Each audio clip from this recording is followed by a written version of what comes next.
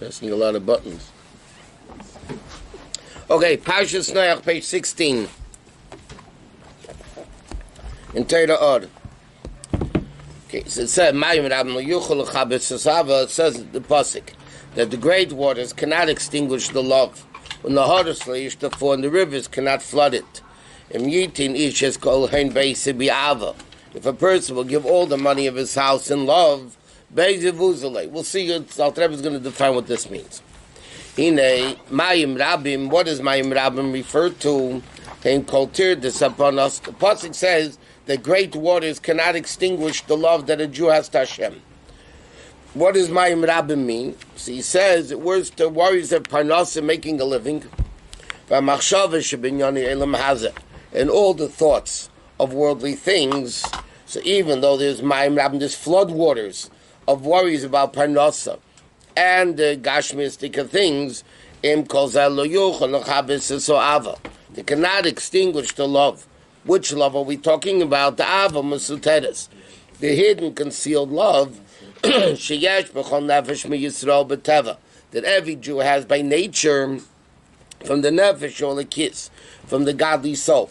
In other, every Jew possesses a natural, instinctive love of the nefesh or the kiss. That love, which is concealed generally, can never be extinguished even by all the problems of Parnasa.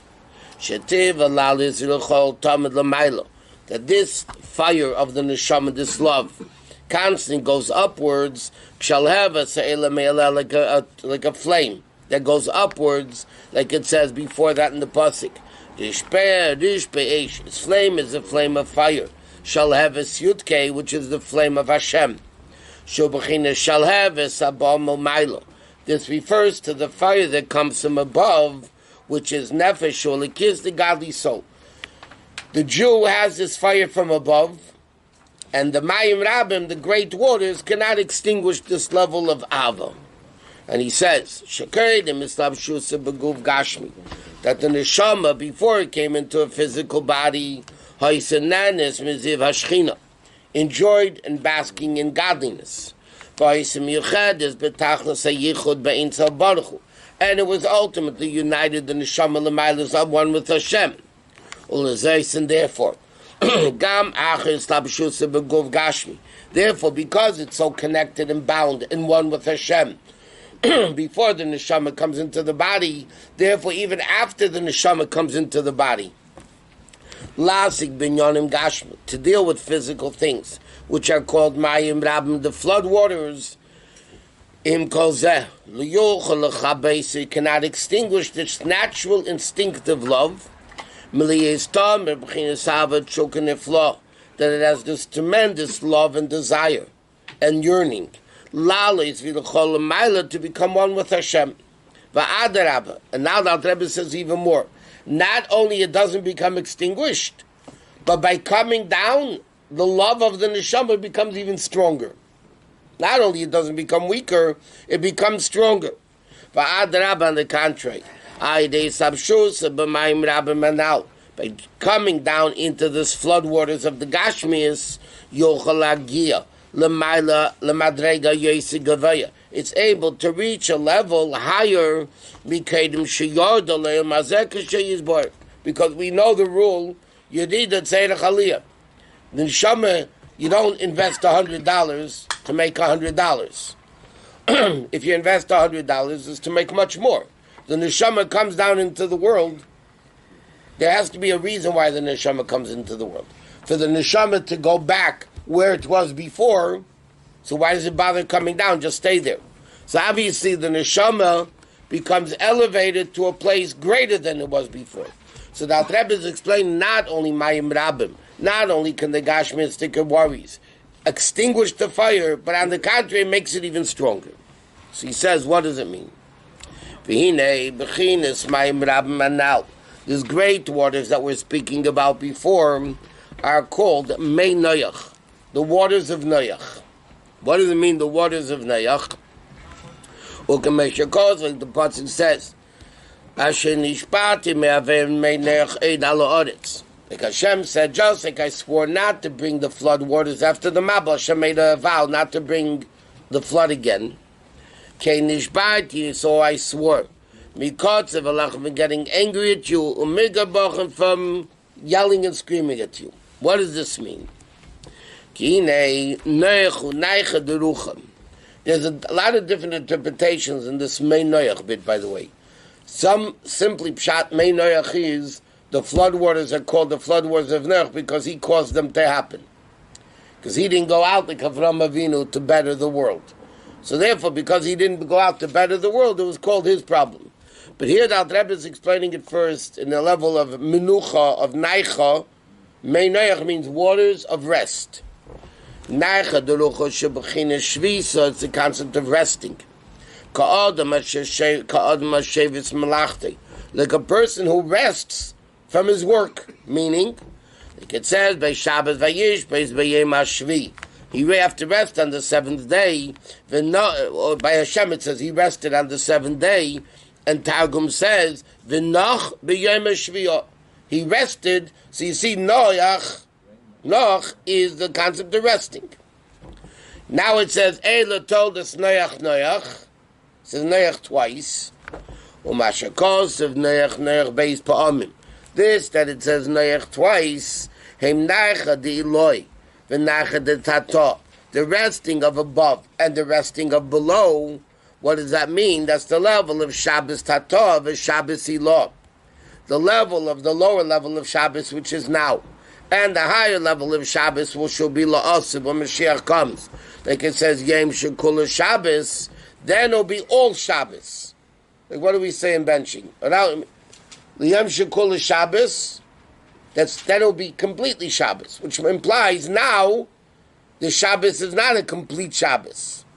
And he said, Mashenk and Shabbos Tata, the lower level of Shabbos, meaning the regular level of Shabbos now, ain't a Kula Shabbos. Kasher Yisbar is not completely the level of Shabbos, as it will explain. Okay, so after the Alter Rebbe explained, the Mayim Rabbim represents all the problems of Parnasah Gashmias, that it doesn't extinguish the love. The Alter Rebbe says, in fact, the flood waters are called Mei Noach, which is the concept of resting. What does this mean? The Mabul is the famous question the Alter Rebbe asks. The whole Mabul doesn't make sense.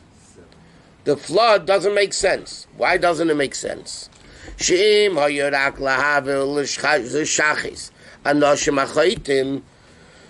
the famous question of the Alter Rebbe.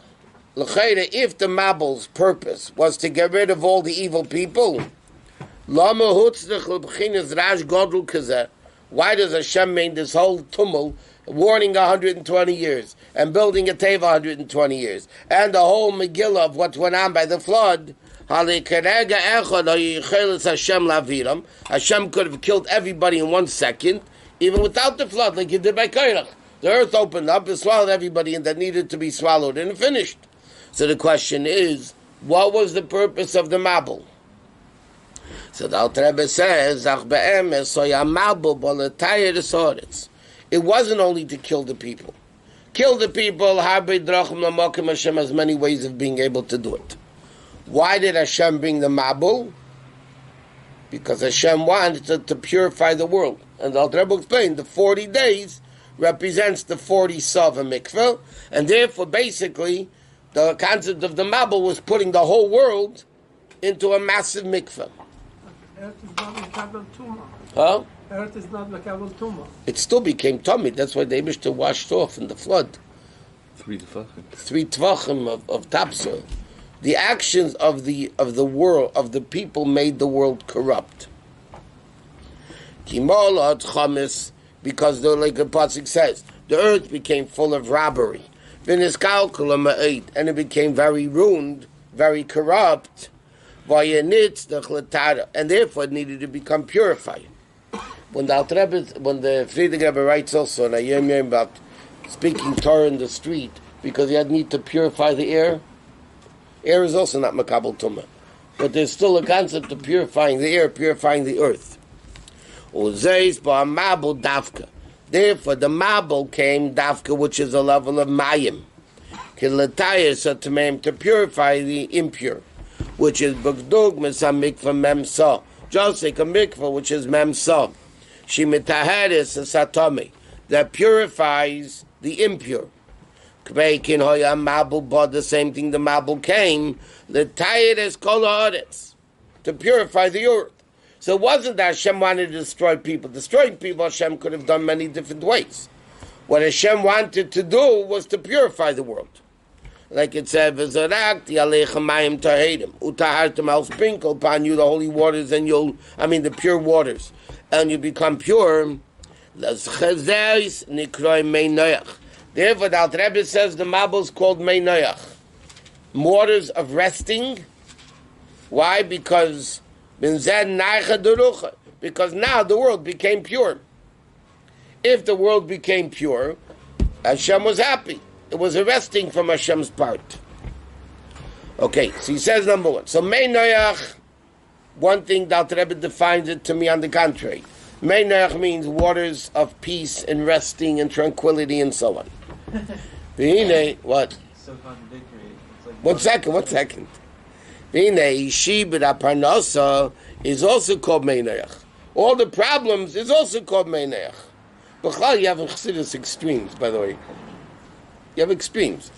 From one side, it represents the evil that cannot extinguish the person, but through that, it brings out a level of tranquility and peace that otherwise you wouldn't have either. We'll see. He goes on. Okay, the worries of Parnasa, the slavery of a Parnasa is called Mei Noach. As like the Medrash said, Avram Avinu Shibud Neged Gehenim. At Bris Bein Apsadim, the Medrash says Hashem gave Avram Avinu a choice.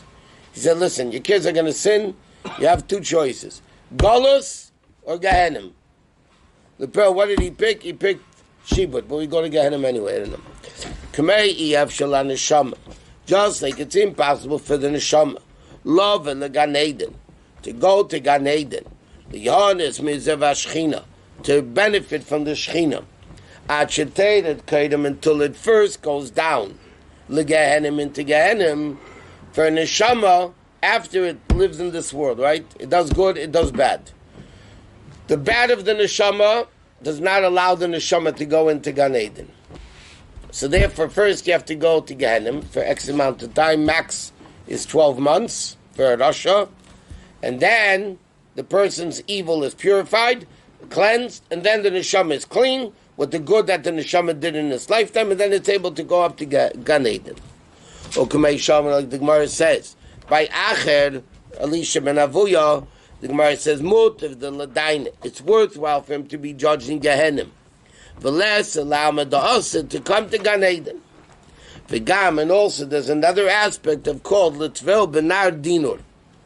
It's a fire, it's a river of fire. Whatever it means, it's a spiritual ruchnistic nahar that the neshama from level to level in Gan Eden has to go through Nar Dinur, which is officially it's spiritual, it's not Gashmi, it's spiritual. So therefore, just like Shibud, in other words, like this. It says Avram Avinu had the choice, Shibud or Gehenim, right? Which means they both do the same thing. So just like Gehenim, we know, cleanses the neshama to be able to go to Gan Eden. So Shibud of Parnasa and everything else, all the other issues, actually cleanse the neshama to be able to go to Gan Eden. So he says, Kamei Kenai De Shibud, you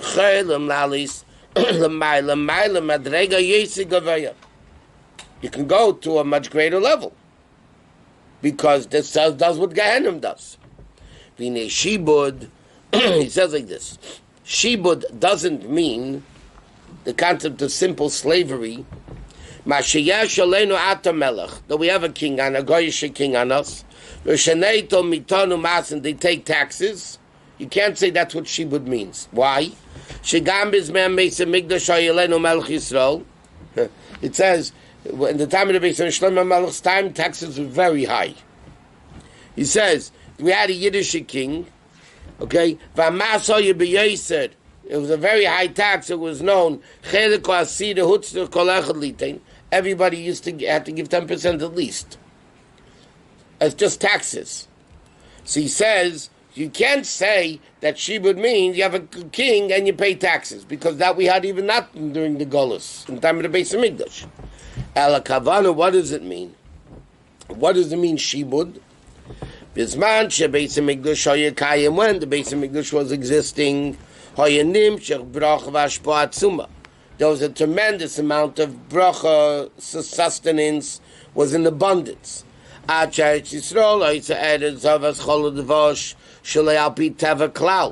was completely illogical, unnatural, the abundance that Eretz Yisrael had.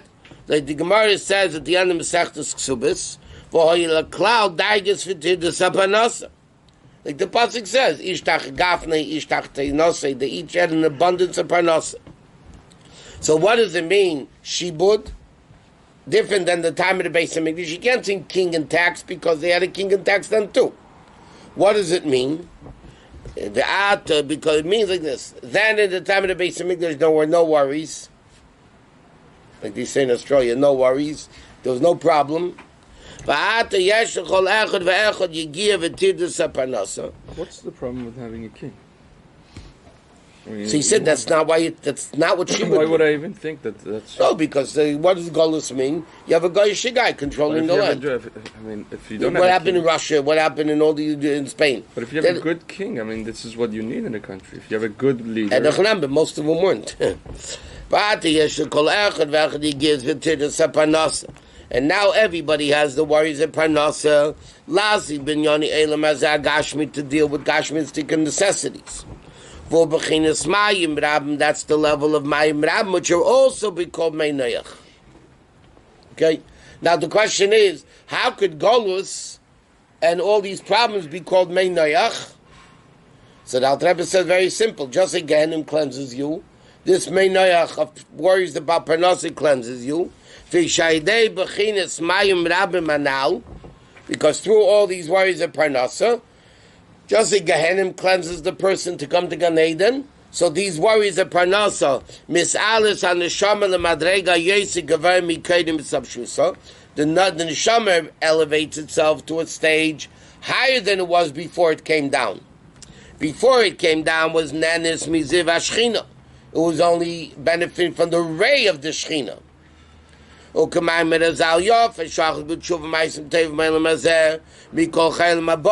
1 second of tshuva ma'asim teva in this world is better than the whole world to come. Why? Because the olam haba is only ziv hashchina, the ray of the shchina. But here you have the essence of Hashem. Why down here do you have the essence of Hashem? That's what Rabbi says. Because it's yis in the mitech ha-cheshech dafka. Because dafka down here, because of the cheshech. So when you transform cheshech into od, it's a much greater level of od than the regular od. Shubachinus is kaf, yisit rachav, yisapcha cheshecha, and transforming darkness to light. Therefore, k'she'eis kol hayein, binyanim gashmi b'tirdus ha-parnasa. When a person occupies himself a whole day in worries about parnasa, which are called cheshech, darkness, and then mizbein in achakach b'tfilah, and then when it comes davening, he meditates. There's no blade of grass that doesn't have a mazel from above, which are mazolas, which are mashpiyim chayes of kolam alzem. And he just to read, and the mazolas get from the 70 sodim. The 70 sodim get from the junk of the sediment of the ifanim, and they get from the malachim gaveya gaveya. Achukulim mekamechinas malchusi is barich. That even the highest levels eventually is a level of malchus, like it said, malchus kol yilamim. Shemahava kolayim is mi'ayin liyesh. That's only ziv hashchina. All that stuff. The way there's a mazel from the sodim, from the ifanim, from the higher malachim, from malchus, that's only ray. The gabe muhusi v'atzmusi kaviyochel compared to the essence of Hashem. Shubachin ain't of mamash hoyaheva v'yeh belishini mamash. Without any change. It's the same essence. Like it says, the same way. Like we learned many times. It doesn't mean, God, you existed before the world and you exist now. It means the same way you existed. Meaning, just like before the world was created, the only thing that existed is Elokus. So he says that's what happens in davening. You have the worries of parnasa, and then it comes the time of davening. You meditate that Torah mitzvahs is all the essence of Hashem. So he says, after this baininess of all of this baininess, in the depth of the mind, it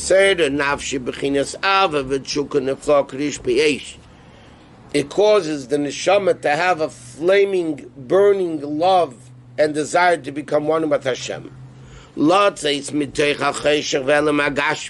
To get out of the darkness and the concealment of Gashmis, and he only wants to dafka by his body. This is the way the neshama, by coming down, is able to reach a level that the neshama didn't have in Gan Eden. In Gan Eden, there was no darkness. If there was no darkness in Gan Eden, you can't have a greater light that doesn't come only if it's from darkness. Like Shlomo Melech says, Yisrael min hacheshech. The highest form of light is when it comes from darkness. Not like we say min hacheshech, the Alter Rebbe explains. Min hacheshech means from darkness. When darkness is transformed to light. So that's a much greater form of light. So Gan Eden doesn't have that. Where does it have it? Dafka in this world. So if by dafka by having tirdas parnasa, and then meditating and davening, like it said, mili b'shamayim, v'im chalecha fatzi, like the Alter Rebbe used to say, shliachus klalei b'gan eden tachtin. He doesn't want the lower Gan Eden. He doesn't want the higher Gan Eden. Only want which are only ziva order bilvad. Like Chazal say, tzadikim yesh v'nenim ziva shchina. It's only from the ray of the shchina. What do they want? Till davka b'yiz barich. To cling to the essence of Hashem, lichol b'mochinis muhusei v'atzmusei yizbarach, to become one with Hashem. That can only happen down here. So therefore, the main Noach interpretations are not contradictory. One main Noach is that you calm the world, right? That the world was calmed. The world became purified. And at the same time, he said, Main Noach represents all the flood waters, all the worries of Parnasa and all that stuff. He said, no, the flood waters of Parnasa is a vehicle for a Jew to reach even a higher level than Gan Eden. I ask you a question about Or min hacheshech. The reason why he appreciated so much is because he didn't have it. No, not necessarily. If there's a little candle, he will be so happy. In Gan Eden, there you have infinite light, and then you go to another infinite light, and then to another infinite light. Not so bad. No, the levels of Gan Eden, sometimes you have to nullify. It says in Chassidus, the tabling in this dinur and all that is to be mevatel the earlier level, because the higher level of Gan Eden is bein arich different. Like what's the name? Zayda fasted 40, 100 fasts, or 40 or 100 fasts. To forget Talmud Bavli, because it's now dinur is to make the person forget the lower level of Gan Eden to come to a much higher level of Gan Eden, which is infinitely different than the first level. So that level is still the same. Dafke, when there's chayshech, like the mashal of a filter, the only time you purify something is through a filter. What does a filter do? A filter blocks the power, and that's what purifies it. The chayshech, the tirdas parnas of this world, Alter Rebbe says, is the purification that gets the person to a higher level. And this avazu is called tshuva. That's the concept. This concept of tshuva, what does ishtabah mean? The hug. In a much greater level of love and fear. The davka comes from the darkness. Davka, because the person was involved in the gashmistic things. That's why the person can reach this level through the meinayach. The fisha yitz and the why, because the advantage of light is coming only through the darkness. And this av is called b'chol me'edecho, not b'chol levavcha, not b'chol nafshcha. When it comes to the breaking of the darkness, it's called b'chol me'edecho, shu b'chinas b'ligvul mamish, which is the infinite level. Why? Sheba davke min ha'hepech shu ha'cheshech. Dafka, when it comes for breaking darkness, that's when you have the infinite level, like he says, like it says in last week's Parshat Noach. Vayara lekim es kol asher asa, v'nei tov ma'od. Hashem showed everything he made, it was tov ma'od. So the Gemara says, tov is malach hachayim. Tov ma'od is a malach hamavis. The question, how could tov ma'od be the malach hamavis? B'chol meidecha. Right? B'chol meidecha. Because shayidei ahepech v'acheshich dafke. Dafke through the malach hamavis, dafke through the Yetzer Hara, dafke through the level of evil. Shu b'chinas nefesh habamis.